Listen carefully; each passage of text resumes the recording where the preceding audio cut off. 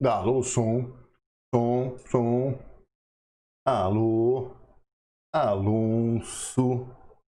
Alô, som. E aí, moçada? Beleza? Tamo junto aí, firme e forte, 19 horas, 1 minuto, ao vivo para todo o Brasil e para mais de 130 países via internet. Tudo bem com vocês, meus queridos, meus guerreiros? Opa, deixa eu tirar o som aqui do meu retorno, senão eu vou ficar maluco. Vou ficar me escutando aqui. Eita. Peraí que eu tô me escutando. É o celular que tá apitando aqui, meu filho. Aê, agora sim. Não, eu fico me escutando aqui, fico maluco. Então, beleza? Tamo ao vivo, tamo junto. Perguntinhas aí, estão escutando, estamos nos ouvindo. Vamos lá, dá um oi pra mim, dá um salve. Diga aí, ó, pontualidade, você viu só? Você viu só? Eu estava aqui muito antes, mas eu tive que dar uma chegada ali na cozinha para pegar uma aguinha. Que beleza. Muito bom. Ficou com medo de ser multado pelo atraso e começou mais cedo? Meu amigo, nessa parte aqui, pelo menos nessa parte aqui deste canal, existe um chefe, e esse chefe sou eu mesmo, então eu mando em mim, e aí se eu quiser atrasar, não tem problema, né? Vocês já repararam que as lives, aí os caras começam a live, marca tal horário, mas começa 7 minutos depois, 10 minutos depois. Eu nunca faço isso. Beleza? Boa noite, Vitória, Natália. Boa noite, Gabriel, Antônio, Raquel. Boa noite, Ana. Boa noite, Pamela. Amanda Guzmão. Amandinha tá sempre aí. Raíssa também, né? Mariana. Eduardo. Vamos que vamos. Beleza? Aqui é a live do Tiaguinho. Assim, do Tiaguinho. Não tenho cara de Tiaguinho. Beleza, gente? Então a gente vai resolver hoje uma provinha, mais uma provinha da VUNESP, tá? Faculdade de Medicina de Catanduva, interior de São Paulo. Vamos que vamos, tá? Então é o seguinte, vamos sem mais delongas, sem enrolação, vamos tocar no barco. Como diria o americano, let's touch the boat. Olha lá. Primeira questãozinha da prova aí, ó. Então vamos lá, como é que a gente vai resolver as questões, como é que a gente resolve? Sempre prestando muita atenção no texto, marcando as principais informações, tá? O gráfico ilustra a variação da velocidade de um carro de corrida a partir do instante de largada. Muito bom. A distância percorrida pelo automóvel, esta pergunta, a distância percorrida pelo automóvel até atingir a velocidade de 50 metros por segundo é? Muito bem. Então veja, o que nós temos aí neste gráfico? Nós temos aqui o gráfico, aliás, deixa eu pegar um marca-texto aqui de novo. Nós temos o gráfico da velocidade em metros por segundo em função do tempo em segundos. Então toda vez que aparecer um gráfico na prova, sempre veja qual é a grandeza que ele relaciona. Não é uma grandeza na ordenada, qual é a grandeza na abscissa e as suas respectivas unidades. E aí, é um gráfico comum cair na prova, né? V versus T. Esse gráfico aqui tem duas propriedades muito importantes. Ele perguntou a distância percorrida no automóvel até a velocidade de 50 metros por segundo. Velocidade eu vejo aqui no eixo Y, né? Então, olha lá, 40, 50 aqui, tá? Então, quando chegar na velocidade de 50 metros por segundo, olha lá, qual é o instante em que ele atinge esta velocidade, né? É nesse instante aqui, ó. Que é o instante entre 4 e 6, 5 segundos, tá? Então, no instante 5 segundos, ele atinge a velocidade de 50 metros por segundo. Vamos recordar aqui as propriedades gráficas deste gráfico, tá? Então, do gráfico V versus T, gráfico, V em função de T, tá? O que a gente sabe? A inclinação da reta nos dá a aceleração, tá? Então, a aceleração é numericamente igual à tangente do ângulo, tá? Então, se você calcular a tangente deste ângulo aqui, você vai ter a aceleração, tá? O que mais que você sabe no gráfico V versus T? Que o ΔS é dado pela área, né? Se você calcular a área, vai ser numericamente igual ao ΔS. Então essas duas propriedades desse gráfico são muito importantes, tá? Muito bem, por isso que ele cai bastante, tá? Porque ele tem essas duas propriedades, tá? A inclinação da reta da aceleração e a área me dá o deslocamento. Muito bem, então o que eu vou fazer, né? Eu vou usar a segunda propriedade, né? O deslocamento é numericamente igual à área. Qual área? A área compreendida entre a curva e a abscissa, tá? Só que ele quer até chegar na velocidade de 50 metros por segundo, tá? Então é a área desse triângulo aqui, ó. Desse triângulo aqui, vou fechar esse triângulo e vou calcular a área do triângulo. Pergunto a vocês, queridos alunos, como é que calcula a área do triângulo? Base vezes altura dividido por 2, né? Então a base é 5, a altura é 50, então vai ficar 5 vezes 50 dividido por 2. 5 vezes 5, 25, né? Então vai dar 250 dividido por 2, 125. Então essa área deu 125, tá? Unidades de área. Mas o ΔS, o número é igual, tá? Então o ΔS vai ser 125 também. Só que o ΔS sai na unidade de ΔS. Como a gente colocou o gráfico, tinha a velocidade em metros por segundo e o tempo em segundos, portanto, tudo no sistema internacional, ΔS sai no sistema internacional também, que é em metros. Pô, professor, mas ele não perguntou o ΔS, ele perguntou a distância percorrida. Não é diferente? Pois é, o ΔS é o deslocamento, tá? E a distância percorrida é quanto que o móvel efetivamente andou. Só que, se o móvel vai sempre no mesmo sentido, o ΔS e a distância percorrida têm o mesmo valor, tá? Só quando o móvel vai e depois volta, né? Aí o ΔS o que é? O espaço final menos o espaço inicial, tá? Então, por exemplo, se o móvel estava no espaço 0, foi para o espaço 5 e voltou para o espaço 3, qual que é a distância percorrida? A distância percorrida foi de 0 para 5, andou 5 metros, depois voltou mais 2, né, até o espaço 3, andou 7 no total. É isso aqui que eu estou falando, gente. Ó, estava aqui no 0, foi para o 5, depois voltou para o 3, tá? Estava no 0, foi para o 5, depois voltou para o 3.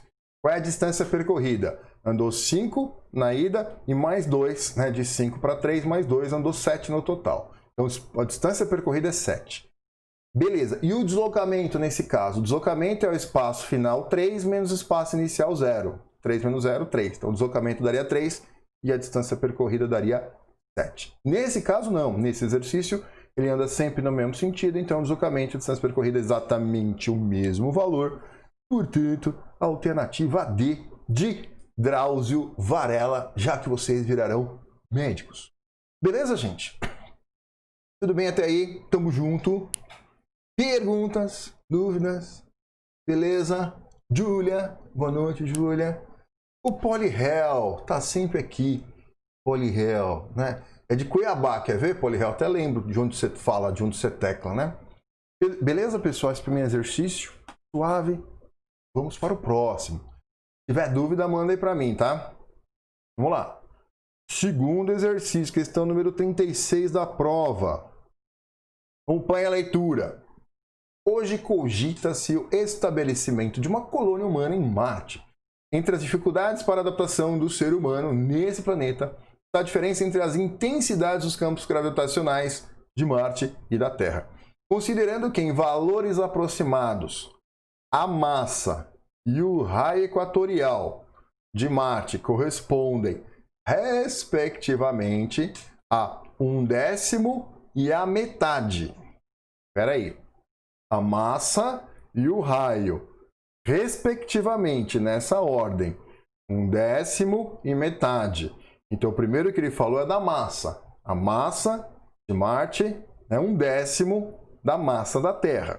Massa de Marte, 0,1 da massa da Terra, tá? E o raio de Marte é metade do raio da Terra. O raio de Marte é 0,5 raio da Terra.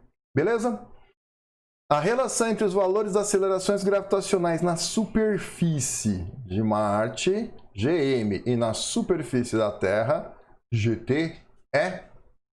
Tá bom. Gente, como é que a gente faz para calcular a aceleração da gravidade na superfície do planeta, tá? Gzinho, a aceleração da gravidade é igual a Gzão, que é a constante de gravitação universal, vezes a massa do planeta dividido pelo raio do planeta ao quadrado, tá? Então, esse G é na superfície, tá? E aí a distância que eu pego aqui, eu pego a distância da superfície até o centro, que é o raio do planeta. Então, esta formulinha aqui dá a aceleração da gravidade na superfície de qualquer planeta. Tudo bem? Muito bem. Então, como é que seria a aceleração da gravidade na superfície de Marte? Eu vou aplicar esta formulinha, tá? Então, vai ficar Gzinho na superfície de Marte, é Gzão, a constante de gravitação universal, vezes a massa de Marte dividido pelo raio de Marte ao quadrado, tá? É isso aqui, ó. Gzinho na superfície de Marte, Gzão, massa de Marte dividido pelo raio de Marte ao quadrado. Acontece, queridos, que a massa de Marte, tá aqui, ó, a massa de Marte é 0,1 da massa da Terra, tá? Então, no lugar da massa de Marte, eu vou colocar 0,1 da massa da Terra. E o raio de Marte é 0,5 do raio da Terra. Então, no lugar do raio de Marte, eu vou colocar 0,5 raio da Terra, tá? Então, Gzão, massa de Marte, 0,1 massa da Terra, dividido pelo raio de Marte ao quadrado. O raio de Marte é 0,5 raio da Terra. Tudo isso entre parênteses ao quadrado, tá? Muito bem. Então, esse 0,1 aqui, ó, a ordem dos fatores não altera o produto, eu vou puxar ele para frente, tá? Então, vai ficar 0,1 vezes a constante de gravitação universal, vezes a massa da Terra, dividido por 0,5 raio da Terra, tudo isso ao quadrado. 0,5 ao quadrado, 0,25. Tá? Então, 0,25 raio da Terra ao quadrado, raio da Terra ao quadrado. Beleza? Aí ficou 0,1 dividido por 0,25. Dividir por 0,25 é a mesma coisa que multiplicar por 4. Tá? 0,25 é 1/4, então dividir por 0,25 é dividir por 1/4, então é multiplicar por 4. Tá? Então vai ficar 0,1 vezes 4, 0,4. Tá? 0,4, Gzão, massa da Terra pelo raio da Terra ao quadrado. Aí, pergunto a vocês, queridos alunos, quem que é este cara aqui, ó? Quem que é este cara aqui, ó? Who is this here? Quem que é este cara aqui, ó? Aplica a formulinha que dá a aceleração da gravidade da superfície, não é essa aqui que a gente comentou há pouco? Então, o Gzinho na superfície da Terra, quem que é? É a constante de gravitação universal, vezes a massa da Terra, dividido pelo raio da Terra ao quadrado. Não é o que a gente tem aqui, gente? Gzão, massa da Terra, dividido pelo raio da Terra ao quadrado, não é isso aqui, ó? Isso não. Então, este pedacinho aqui nada mais é do que a aceleração da gravidade na superfície da Terra. Tá? Então, portanto, a aceleração da gravidade na superfície de Marte é 0,4, a aceleração da gravidade na superfície da Terra, que nos dá a alternativa B de beijinho. Firmeza? Tudo bem? Tamo junto ou não? Muito bem. E aí, beleza, gente? Tá fácil essa prova? Essa é a 12ª live. Deixa eu tentar recordar aqui. Primeira live foi de Faculdade de Medicina do ABC. Se não me falha a memória, é pela VUNESP. Depois nós tivemos Santa Casa, que eu acho que é VUNESP também. Depois teve Unifesp. Depois teve... Se eu não me engano, as 11 anteriores foram todas pela VUNESP, tá? Se eu não estiver errado, todas pela VUNESP. E aí, gente, esse tipo de questão aqui, né, de calcular a aceleração da gravidade em um determinado planeta e comparar com outro planeta, normalmente compara-se com o planeta Terra, essa questão aqui já apareceu algumas vezes, tá? Então, a importância de você assistir resoluções ou estudar fazendo as resoluções das provas dos anos anteriores é extremamente alta, né? Muito importante. Por quê? Porque o jeitão da prova se repete, tá? Aí, semana que vem, já vou fazer um spoiler aqui, ó. Semana que vem eu vou fazer PUC, tá? Então eu vinha fazendo praticamente só VUNESP. Eu acho que todas eram da VUNESP. Aí eu vou enfiar uma PUC ali na semana que vem, PUC São Paulo, tá? E provavelmente na outra semana, na sequência, PUC Campinas. Beleza? Muito bom. Tranquilo até aqui? Tá chuchu. Então tá bom. Próxima questão. Questão número 37. Olha lá. A figura mostra duas esferas maciças e homogêneas A e B unidas por uma haste rígida de massa desprezível. Isso aqui é importantíssimo, tá, gente? Se tivesse massa, a gente teria o peso da massa, o peso da barra, né, da haste. Nós teríamos o peso da haste bem no centro de gravidade da haste, né, para colocar aqui, tá? Então, quando ela tem massa desprezível, o peso dela é desprezível. A direção do comprimento da haste passa pelo centro das duas esferas, tá bom? Sabendo que a massa da esfera A é o dobro, a massa da esfera A é o dobro da massa da esfera B, para que o conjunto fique em equilíbrio com a barra na direção horizontal, ele deve ser sustentado por uma corda presa em qual ponto, tá? Muito bom. Daqui é o seguinte, primeira informação importante do exercício.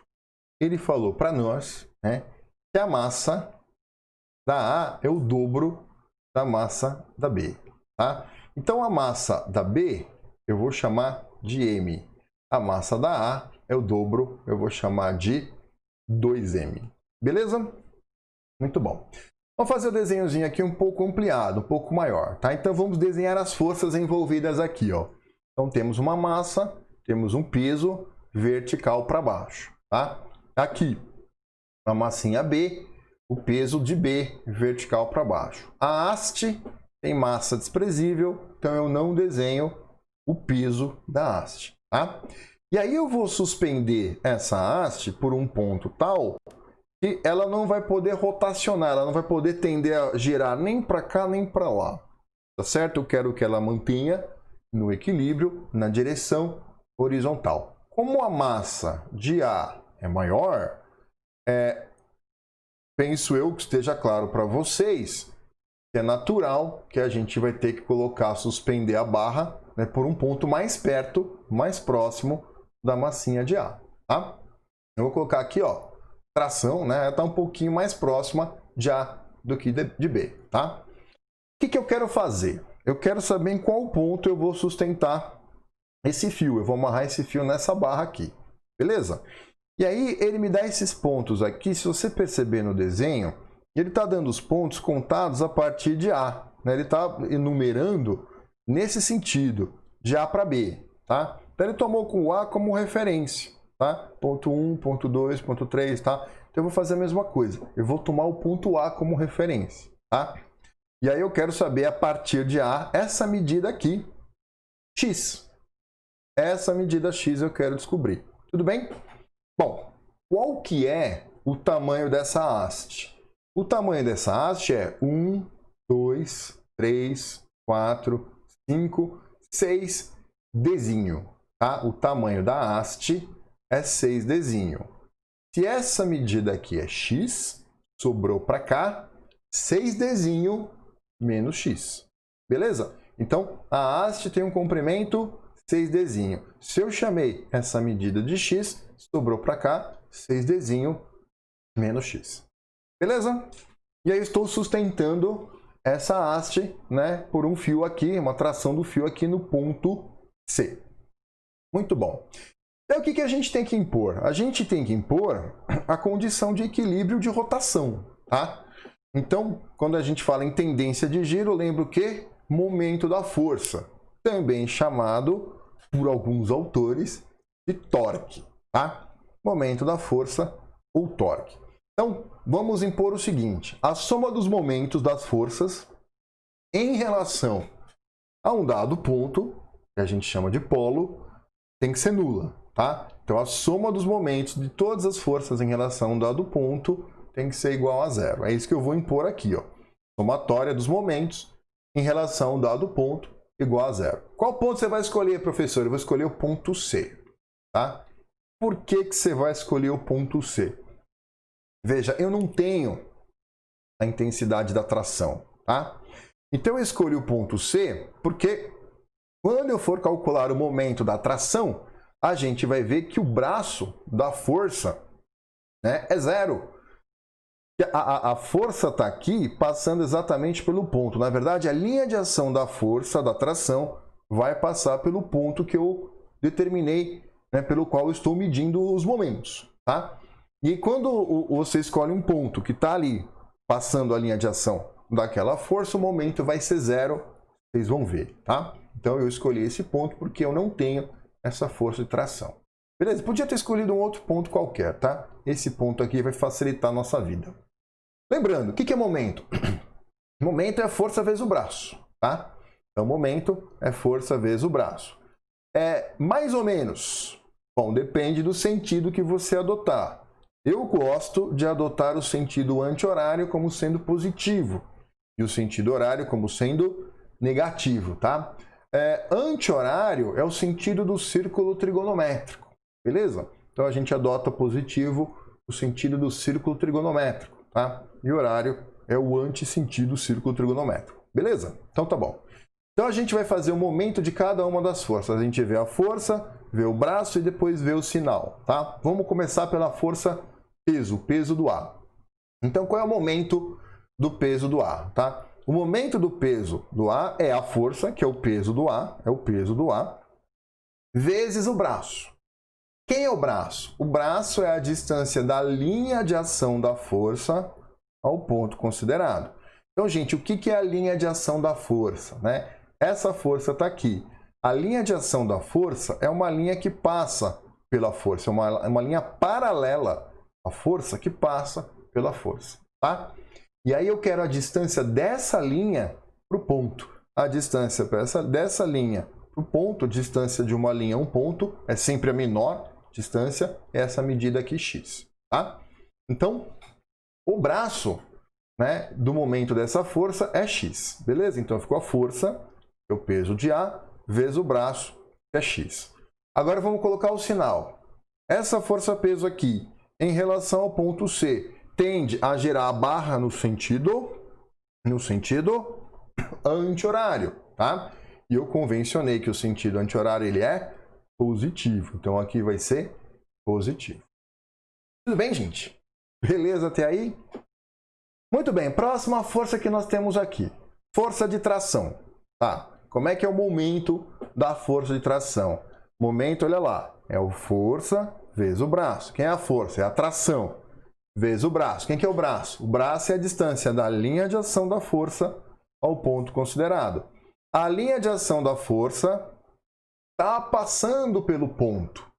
Se a linha de ação da força passa pelo ponto, o braço é zero, tá? Então vai ficar a força que é a tração vezes o braço que é zero, tá? E aí, como esse momento vai dar zero, tanto não importa se é positivo ou negativo, tá? Eu vou colocar mais aqui. Próxima força que a gente tem é o peso de B. Vamos lá. Então, quem é o momento do peso de B?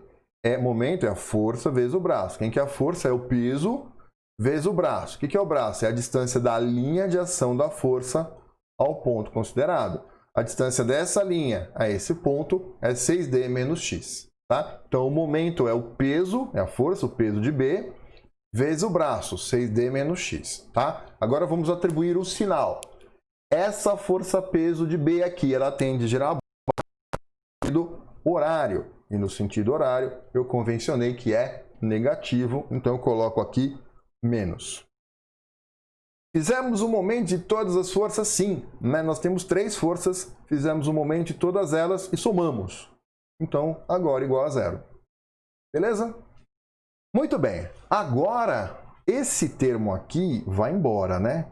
T vezes zero é zero, né? então eu não precisei achar a tração, tá? Eu não preciso achar a tração, uma vez que na hora que o braço deu 0, esse momento vai dar 0.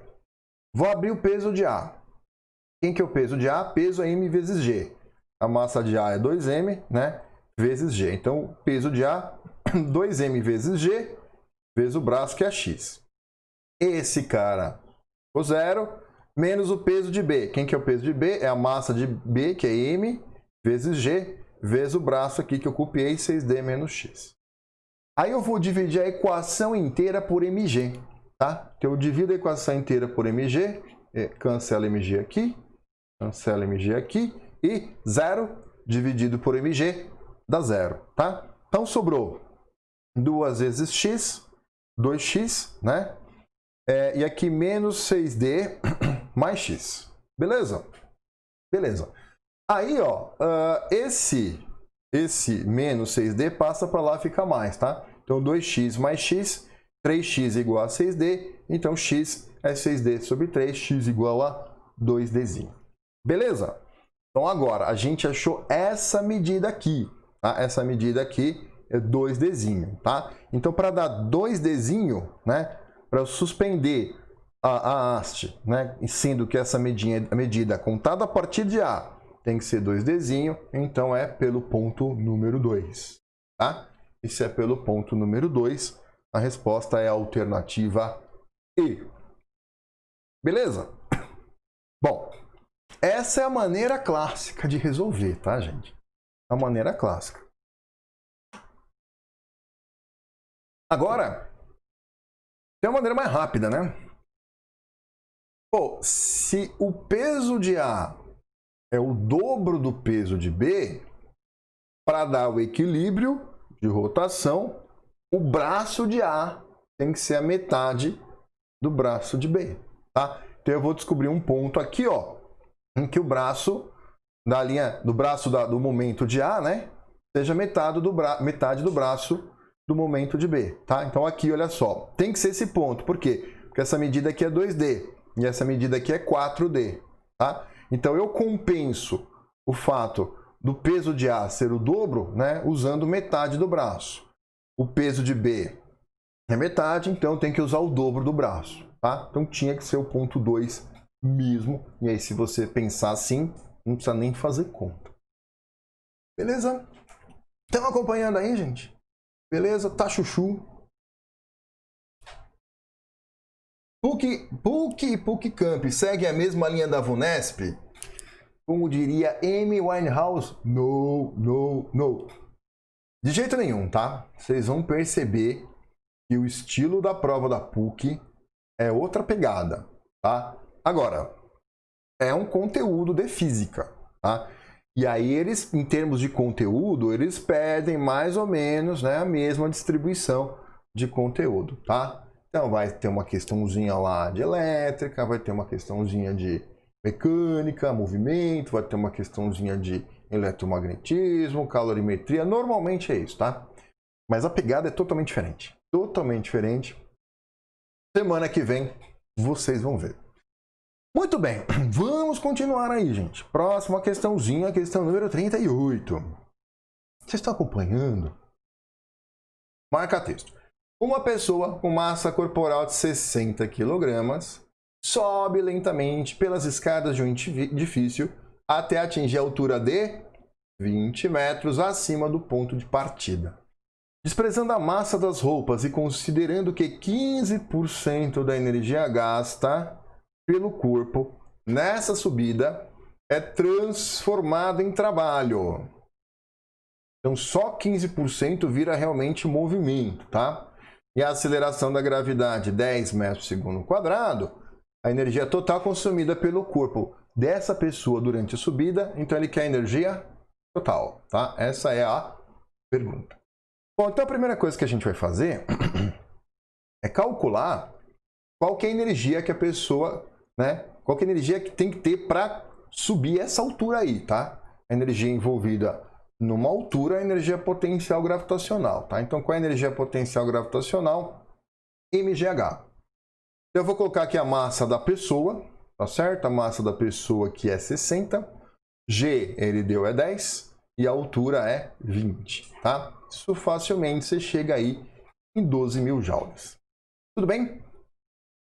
Só que é o seguinte, na verdade, você precisa de 12 mil joules de energia útil para subir esses 20 metros, tá? Então, esses 12 mil aqui é a energia útil, tá? A total tem que ser bem maior. Beleza? Só uma parte da total vira útil, tá? Então, se o 12 mil é útil, a total é bem maior. E como é que eu sei isso? Pelo rendimento. Então, o rendimento é 15%. O que é o rendimento? Energia útil pela energia total. O rendimento é 15%. 15% é 0,15, né? 15 dividido por 100 dá 0,15. A energia útil é 12 mil. 1,2 vezes 10 a quarta, portanto, né? E aí eu vou achar a energia total. A energia total é 1,2 vezes 10 a quarta dividido por 0,15. Vai dar 8 vezes 10 a quarta. Resposta alternativa A. Beleza, gente? Suave. Tamo junto até aí? Tô me sentindo meio só. E aí, gente? Como é que vocês estão? Estão acompanhando? Tudo bem? Podemos seguir? Beleza? Raquel, beleza? Raíssa, beleza? Cadê? Amanda, beleza? Vamos lá. Próxima questão. Essa questão aqui. Gente, seguinte. Qual é a diferença de um faixa branca de judô e um faixa preta de judô? Né? Qual é a diferença de um cara que acabou de aprender xadrez, né, e do cara que joga há anos xadrez? Né? Qual é a diferença do cara que acabou de aprender a jogar poker e do cara que joga anos poker? Tá? É o seguinte, é experiência, tá? É experiência. Então, se não me engano, o judô tem 40 golpes. É onde eu sei, 40 golpes apenas. E se você se empenhar em 6 meses, você aprende esses 40 golpes, tá? Mas você aprendeu, então você aprendeu todos os golpes. Mas você é um faixa branca. Para virar um faixa preta, né? Demora anos, tá? Como é que vem? De tanto exercitar. Beleza? Por que eu tô falando isso? Por essa questão aqui, gente, ela já caiu 2 vezes na FUVEST, né? É uma questão vou até te falar qual é, a questão do leite, né? Em 1996. Depois ela caiu de novo, né? Entra leite por aqui, e aí depois o próprio leite resfria, e uma outra muito parecida com isso era com água. Entrava água para a tubulação, a água passava por uma serpentina, trocava calor pela água que passava pela tubulação. É a mesma coisa. É igualzinho. E aí, por que é importante, então, você treinar, né? Porque quando eu bato o olho nesse exercício, só bati o olho na figura, nem resolvi. Bati o olho na figura, é igual aqueles lá. Já sei exatamente o que ele vai pedir e como, principal, já sei exatamente como calcular, tá? Então, de tanto você fazer exercício, né? Você acaba batendo o olho no exercício, você já tem uma ideia como faz, porque você já fez um parecido, tá? É muito importante você ver as provas anteriores, tá? Vamos lá. É o seguinte, a figura mostra um trocador de calor cuja finalidade é propiciar a transferência de calor entre dois líquidos, no caso a água e o óleo. Inicialmente a temperaturas diferentes. Suponha que a água possua a temperatura inicial de 20 graus Celsius, flua pelo equipamento na razão de 100 kg por minuto e saia com temperatura de 40 graus Celsius. Tá? Admita que o óleo entre no equipamento a temperatura de 90 graus Celsius, flua na razão de 105 kg por minuto e saia a 50 graus Celsius. Considerando o calor específico da água, como sendo 4,2 vezes 10 ao cubo joules por quilograma grau Celsius, e desprezando as perdas de calor, dos fluidos, para as diversas partes do equipamento, o calor específico do óleo vale? Então a pergunta é o calor específico do óleo. Então vamos lá. É assim, ó, olha que bacana. Entrada de água. A água entra aqui, a água entra aqui. Ele falou água a 20 graus. A água entra aqui a 20 graus Celsius, certo? E vai sair aqui embaixo, ó, saída da água, sai aqui a 40. Inclusive é a mesma variação de temperatura do exercício da FUVEST, hein? A água lá entra a 20 e sai 40 também, que beleza. Copiou. Muito bem. E a água flui na vazão aqui, ó, de 100 kg por minuto. Tá bom. Admita que o óleo entra a 90. Deixa eu mudar de cor aqui para mostrar o óleo, tá? O óleo entra a 90, aqui é a entrada do óleo. O óleo entra aqui a 90 graus Celsius. E o óleo vai sair aqui a 50. Então eu pergunto para vocês, o que aconteceu com a água? A água entrou a 20 e saiu a 40. Se a água entrou a 20 e saiu a 40, ela aqueceu. Beleza? Para aquecer, ela precisa receber calor. O que aconteceu com o óleo? O óleo entrou a 90, saiu a 50. O óleo resfriou. Para o óleo resfriar, ele tem que perder calor. E ele falou aqui, ó, desprezando as perdas de calor para diversas partes do equipamento. Então o sistema está isolado. A água troca calor apenas com óleo, tá? A água recebe calor do óleo, a água aquece, né? O óleo perde calor para a água, o óleo resfria, tá? E o sistema está isolado, então eu somo o Q da água com o Q do óleo igual a zero. Eles estão trocando calor apenas entre eles, tá? Então eu faço isso, Q da água mais Q do óleo igual a zero. O que está acontecendo com a água? Está indo de 20 para 40. A água de 20 para 40 graus, ela não muda de estado, é apenas variação de temperatura, tá? Então você vai abrir esse Q aqui como sendo calor sensível, MC delta θ. E para o óleo é a mesma coisa, tá? Ele está apenas variando a temperatura, o Q vai ser variação de temperatura, calor sensível, MC delta θ. Aí, se você reparar, ele deu a vazão, 100 kg por minuto.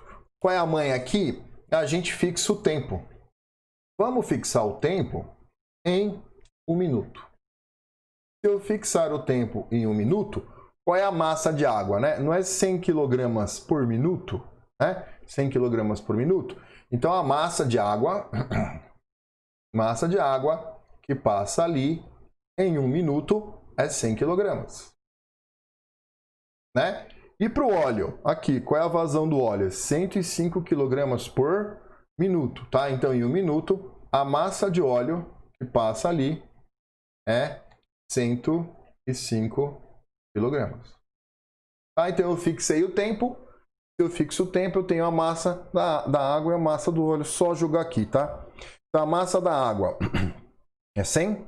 Calor específico da água ele deu 4,2 vezes 10 ao cubo joules por quilograma graus Celsius. Espera aí, gente.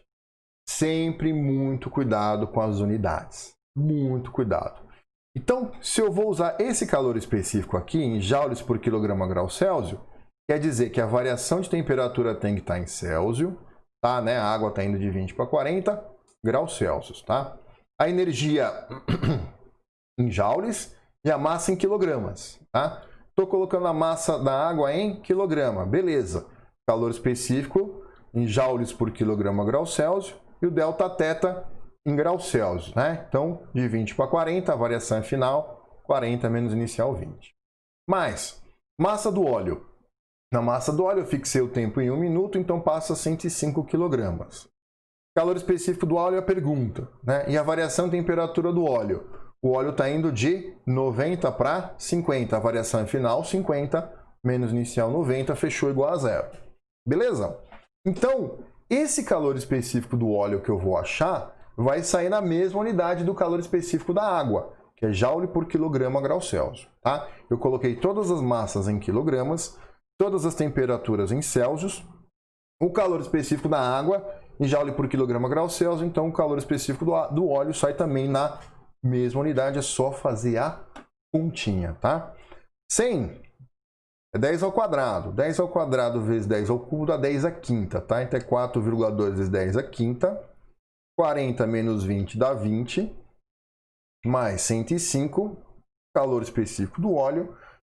50 menos 90 menos 40. Beleza? Aí se você fizer 105 vezes 40, 105 vezes 40 dá 4.200, né? 100 vezes 40 é 4.000, 5 vezes 40 é 20, tá? 4.000 mais 20, aliás, 200, né? 5 vezes 40 é 200, 4.000 mais 200, 4.200, tá? Então vai ficar 4,2 vezes 10 a quinta, vezes 20. O menos daqui eu passei para lá, ficou mais, tá? 105 vezes 40, 4.200, 4,2 vezes 10 ao cubo, tá? Aí eu cancelo este 4,2 aqui, com este 4,2 aqui.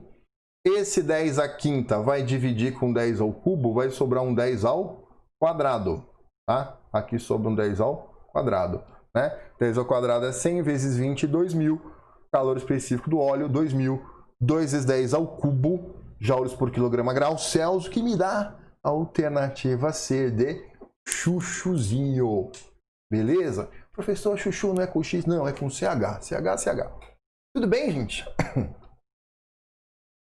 Beleza? Tamo junto. Vocês estão acompanhando? Estamos tranquilo? Deixa eu ver uma parada aqui. Ó. Muito bom. Muito bom. Beleza? Ó, fez esse exercício aqui. Se cair, se você pegar aquele da FUVEST que eu falei, você vai matar, é a mesma ideia, tá? Aliás, são dois da FUVEST muito parecidos. Vamos tocar o barco. Vamos lá. Próxima questãozinha aí. Próxima questãozinha. Termodinâmica. Olha que gostoso. Acompanha.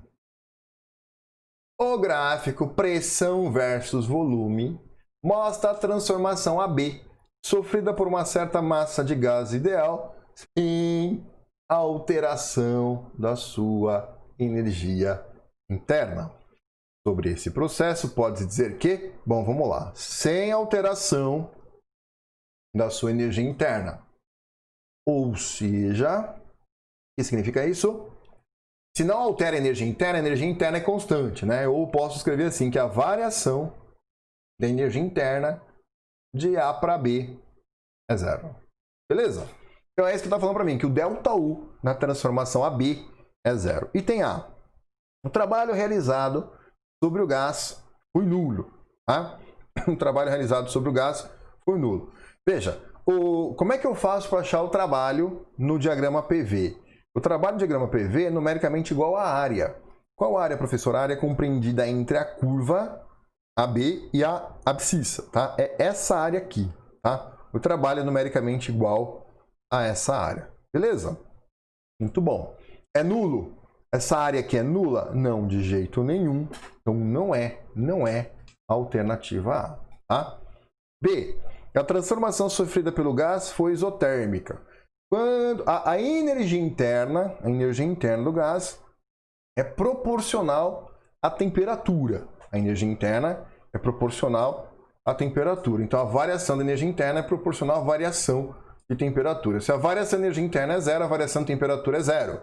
Se a variação de temperatura é zero, a temperatura é constante. Tá? É essa a resposta. Transformação é isotérmica. Transformação isotérmica, né? O que caracteriza a transformação isotérmica é a temperatura é constante, a variação de temperatura é zero, portanto a variação de energia interna é zero. Tá? A energia interna não varia na transformação isotérmica. Beleza? Vamos ver as outras aí, ó. A temperatura final do gás foi maior que a inicial. Não, a temperatura é constante, tá? A transformação isotérmica, a temperatura é constante. Então não é a C, tá? Não é a C. D. A transformação sofrida pelo gás foi adiabática. De jeito nenhum. O que caracteriza a transformação adiabática é o calor igual a zero, tá? Ou seja, ela não troca calor. Beleza? Não é isso, tá? Aqui, a variação de temperatura é zero. Professor, então pode ter troca de calor e ainda assim a variação de temperatura ser zero? Sim, pode. Já já você vai ver como, tá? Então, transformação não é adiabática. A adiabática é quando o calor é zero. O gás recebeu o calor do meio externo. Então, vamos ver. Lembra da primeira lei da termodinâmica? O que dizia a primeira lei da termodinâmica? ΔU é calor menos o trabalho, tá? Então, na transformação AB, o ΔU de A para B é o calor de A para B menos o trabalho de A para B. Vimos que o ΔU de A para B é zero, tá? Então, eu vou substituir o ΔU de A para B é zero, igual o calor de A para B menos o trabalho de A para B, passa menos o trabalho para o outro lado, então o calor de A para B é igual ao trabalho de A para B, tá? Então, todo calor é convertido em trabalho, tá? Todo calor é convertido em trabalho e nada fica, né, para energia interna do gás, tá? Todo calor é convertido em trabalho, beleza? E aí ele falou, o gás recebeu o calor do meio externo. Como é que eu sei se o gás recebeu o calor? Pelo sinal do calor.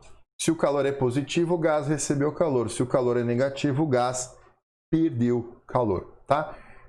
Bom, como é que eu faço para achar o sinal do calor, então? O sinal do calor, nesse caso, a gente concluiu que o calor é igual ao trabalho. Então, para você achar o sinal do calor na transformação AB, basta achar o sinal do trabalho, porque o calor é igual ao trabalho nessa transformação, tá? E aí, como é que eu faço para achar o sinal do trabalho? O sinal do trabalho depende da variação de volume. Olha lá, em A, nesse estado A, o gás ocupa este volume VA. Nesse estado B, o gás ocupa este volume VB. Então, quando o gás evoluiu do estado A para o estado B, o volume diminuiu. Tá certo, gente? O volume cresce para a direita aqui no gráfico, né? Então, de A para B, o volume diminuiu, certo? Se o volume diminui, o trabalho é zero, o trabalho é negativo, tá? Alguém de fora está empurrando o pistão, né? Comprimindo o gás, tá? O trabalho é negativo. Nessa transformação aqui, de A para B, o trabalho é negativo.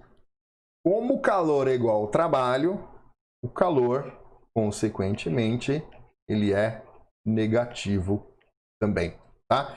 Então, se o calor é negativo, o gás perde calor, né? O gás cede calor, né? Gás cede calor, tá? Então, ele não recebe calor, portanto, não pode ser a alternativa aí também.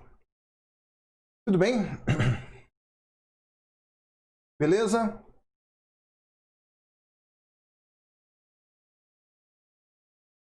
Estão acompanhando? Tá travando aí, gente? Travou? Como assim travou? Como assim travou?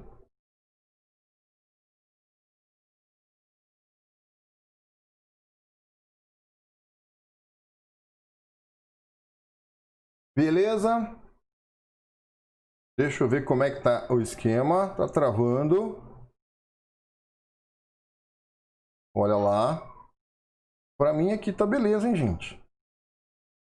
Tamo junto ou não?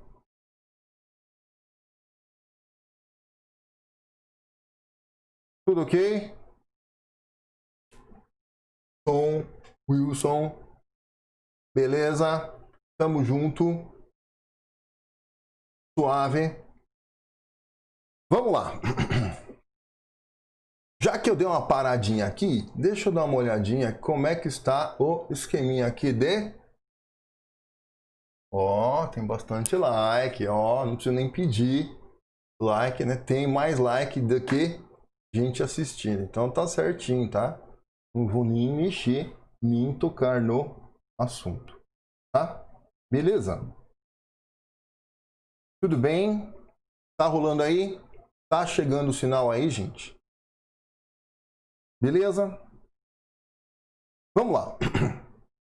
Próximo exercício. Próximo exercício. Exercíciozinho de ótica. Olha que gostoso. Exercíciozinho diz assim, ó.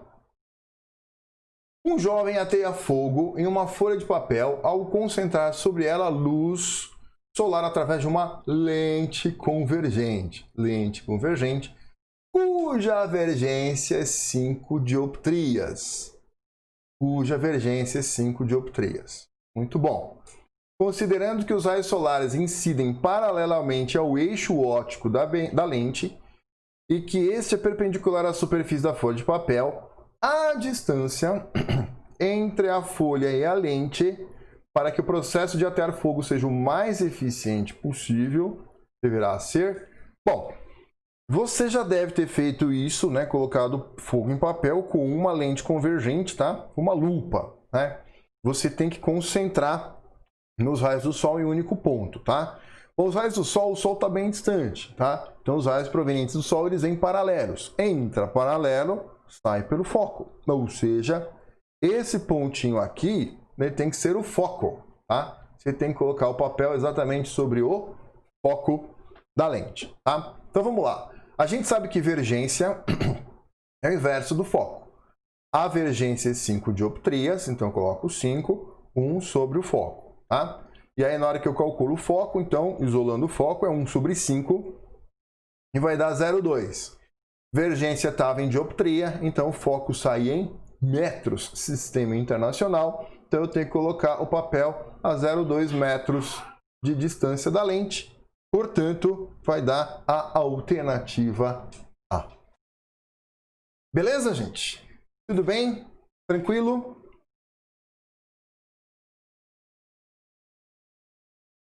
Muito bom. Próxima questão. Questãozinha é a seguinte, ó. Vamos lá. Próxima questão.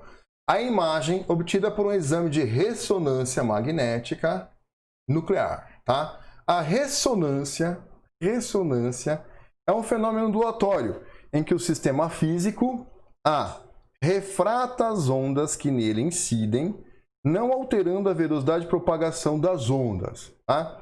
Não, a ressonância não é refração, tá? B. Absorve as ondas que nele incidem, passando a oscilar com frequência igual às ondas incidentes. Então veja, o que é ressonância, tá? Então se eu coloco lá um pêndulozinho para oscilar, tá? O pêndulo oscila com uma dada frequência, tá? Você está, por exemplo, balançando lá no balanço do parquinho com uma certa frequência. Aí seu pai te empurrava com a mesma frequência do balanço. Aí aumentava a amplitude de oscilação, tá? Ressoava, tá? Então, ó, o que acontece? Absorve onda, nele incide, passando a oscilar com a frequência igual à das ondas incidentes. Sim, é isso aqui que caracteriza uma ressonância, tá? Isso aqui. Tudo bem? Absorve ondas que nele incidem, mantendo a energia das ondas na forma de calor. Não. D. Reflete as ondas que nele incidem sobre um ângulo diferente do ângulo de incidência. Também não. E E. Reflete parte das ondas que nele incidem, absorvendo a quedas de amplitudes iguais à da vibração do sistema, tá? Então veja, o item A é refração, né? O item D, reflexão, tá? Então estaria entre a B e a C. Né? Aí ele absorve energia e começa a oscilar com amplitude cada vez maior, se a frequência, né, em que a onda está incidindo for a mesma frequência de vibração natural do sistema. Então, item B caracteriza a ressonância. Beleza? Próxima questão, questão número 43. Veja lá. O esquema mostra o circuito elétrico composto por uma bateria de força eletromotriz 12 volts, dois resistores, um de 15 kΩ, o outro de 10 kΩ, e um voltímetro de resistência interna 90 kΩ. Tá? Beleza? Muito bem. De acordo com o esquema representado, a diferença de potencial medida pelo voltímetro é... Bom, então o primeiro passo é o seguinte, tá? Quem que é o voltímetro? O voltímetro é esse cara aqui, ó. Esse cara aqui é o voltímetro e esse 90 aqui é a resistência interna do voltímetro, tá? O voltímetro, ele vai medir a DDP dos pontos em que ele está conectado. O voltímetro está conectado nesse pontinho aqui e nesse pontinho aqui, tá? Que eu vou chamar aqui, ó, de pontinho A e pontinho B, tá? Pontinho A e pontinho B, tá? Então, redesenhando o circuito é isso aqui, ó. Tem um resistor de 15 kΩ, está aqui. O resistor de 10 kΩ está aqui entre os pontos A e B. E o voltímetro, né, está aqui com resistência interna 90 kΩ, tá? Então, é a gente calcular qual que é a DDP entre os pontos A e B, tá? Então vamos lá. Então, para mim, a primeira coisa que a gente vai ter que fazer aqui é calcular a resistência total da associação para achar a corrente total. Esses dois resistores aqui estão conectados entre os pontos A e B. Então, eles estão em paralelo, certo? Dois resistores em paralelo, como é que eu faço para achar a resistência equivalente? Eles têm valores diferentes. Se eles têm valores diferentes, eu faço o produto deles pela soma deles, tá? Então, vai ficar 10 vezes 90 sobre 10 mais 90. 10 vezes 90 é 900, 10 mais 90 é 100, 900 por 100, 9 kΩ, tá? Então, eu vou trocar esses dois por um só de 9 kΩ. Aí, eu redesenho o circuitinho, tá? Coloquei aqui 9 kΩ. Aí, se você reparar, esse resistor de 15 kΩ e o de 9 kΩ, os dois estão em série, tá? Esses dois aqui estão em série. Como é que eu faço para calcular a resistência equivalente na associação em série? Basta somar, tá? Então, vai ser o R1 mais o R2. Vai ficar 15 mais 9, 24 kΩ, tá? Então, eu posso trocar toda essa associação aqui, né? Toda essa associação aqui por um só resistor de 24 kΩ. Muito bem. Agora eu consigo calcular qual é a corrente total que sai aqui do meu gerador, tá? Então eu vou aplicar a primeira lei de Ohm, U igual a R vezes I. O U total é a do gerador, é 12.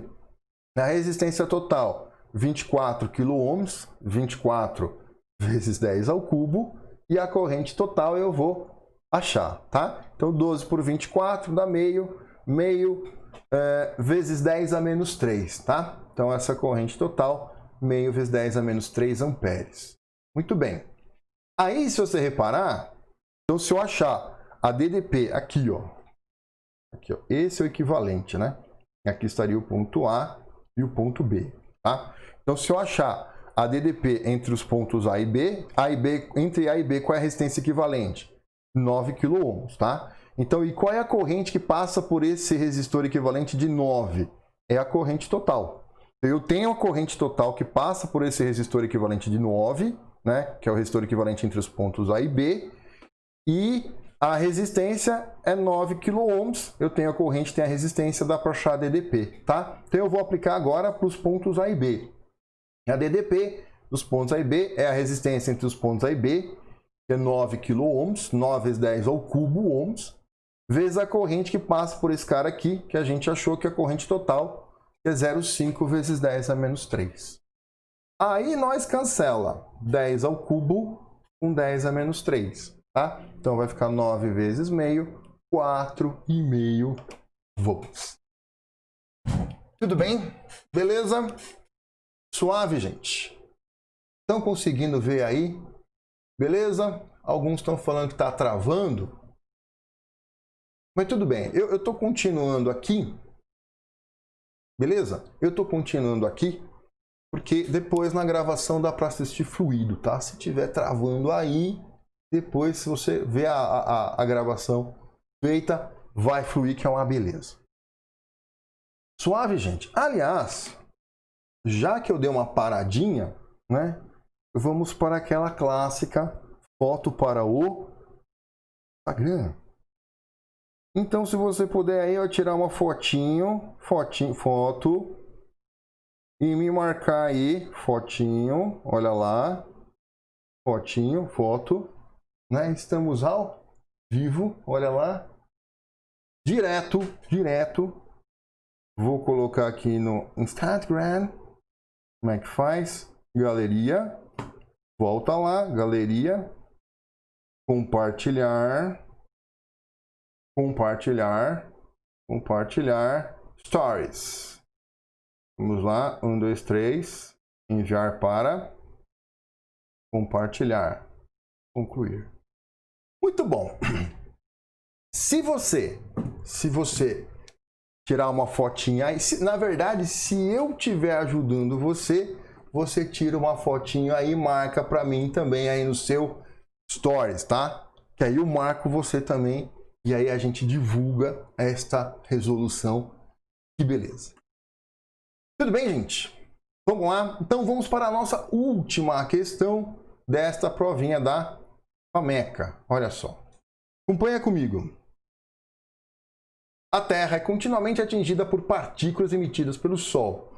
Suponha que em um dado instante, uma dessas partículas com carga elétrica positiva,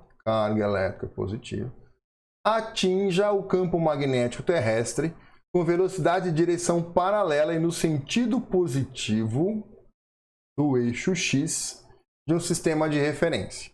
Considere ainda que nessa região o campo magnético terrestre tem a direção paralela, então campo magnético, direção paralela ao eixo Y e do mesmo sistema de referência no sentido positivo. Tá? Então é o que a gente tem aqui, ó. A velocidade paralela ao eixo X, no mesmo sentido do eixo X, e o campo magnético B paralelo ao eixo Y, no mesmo sentido do eixo Y. Nesse instante, a força magnética que atua sobre a partícula devido ao campo magnético terrestre tem direção paralela ao eixo. Muito bom. Gente, quem é que dá a direção da força, a direção e o sentido da força magnética, né? É a regra das mãos, certo? Ou a regra do tapa, conhecido como regra da mão direita número 2, ou a regra da mão esquerda, fui bem no vestibular, tá? Então, usar qualquer uma das duas regras vai dar certo, tá? Vamos começar pela regra da mão direita número 2, né? Como é que é a regra da mão direita número 2? O dedão aponta para o B, tá? Os dedos apontam para o B, o dedão aponta para o V, né? E se a carga é positiva, eu dou o tapa, tá? Então, nesse exercício, o campo magnético está apontando para cima. Os dedos vão para cima, tá? A velocidade está apontando para a direita, então o dedão vai para a direita. Tá? Os dedos para cima, o dedão para a direita. E como a carga é positiva, eu dou o tapa, tá? É isso aqui, ó, minha mão aqui, ó. Os dedos para cima, o dedão para a direita. E aí a força magnética dada pelo tapa vai ficar assim, tá? Perpendicular a B e a V, saindo do plano do papel e do plano do slide, tá? Então a força magnética vai estar paralela ao eixo Z, né? No mesmo sentido do eixo Z, beleza? Se eu usar a regra da mão esquerda, fui, dedão é o F, F de fui, bem no vestibular, fui bem no vestibular, tá? Então, regra da mão esquerda é isso aqui, ó. Fui bem no vestibular, tá? E aí, ó, o campo tá apontando para cima, tá? O dedo, o velocidade está apontando para a direita, então o dedo médio aponta para a direita e o dedão tá da força saindo. É isso aqui, ó. O dedão, o indicador é o campo magnético, o dedo médio vai ser a velocidade e o dedão tá para fora, né? Então tá apontando na direção do eixo Z e no mesmo sentido do eixo Z, que me dá a alternativa E de Edson e Hudson. Beleza, gente? Suave? Muito bem. E aí, com isso, nós terminamos esta resoluçãozinha aqui, tá? Deixa eu ficar aqui mais no meinho. Muito bom, gente. Então, beleza, tá? Eu agradeço fortemente a vinda de vocês, tá? Espero vocês, então, na live da semana que vem. Qual que é a live da semana que vem, professor? Vamos resolver a PUC São Paulo, tá? Dia 15 de outubro, 19 horas, também conhecido como quinta-feira que vem, vou resolver a prova da PUC, tá? Se prepara, que é uma prova um pouquinho mais difícil, um pouquinho mais chatinha de fazer, tá? Alguma dúvida que você tenha, por acaso você não tenha conseguido falar comigo aí no chat, pode mandar para mim no Física Resolve. Você que está aí agora, assistindo aí em casa, mas não é no ao vivo, né? Pode mandar para mim também alguma dúvida no Física.resolve, no YouTube, né? Este canal que você está agora, tá? E pode mandar comentários para mim, por favor. E o Telegram, eu coloco quase que diariamente questões de primeira fase de FUVEST, tá? Então olha lá, se inscreva no Telegram, primeira fase de FUVEST, tá? Obrigado aí, gente, pela participação de vocês e pela presença desta live. Fechou? A gente continua semana que vem. Fui!